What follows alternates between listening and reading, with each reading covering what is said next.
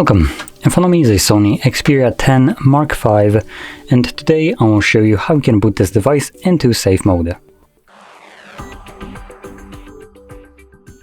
So, to get started you want to hold your power button,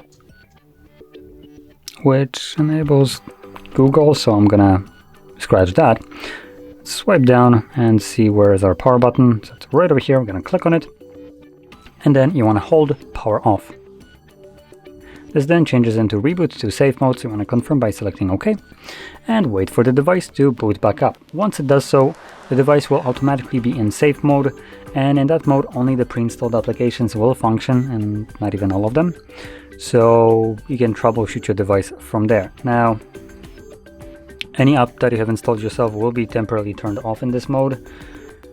So if you're experiencing kind of like grayed out applications, so just see that a bunch of your apps kind of disappeared, don't worry, that's normal. That's basically the function of the safe mode.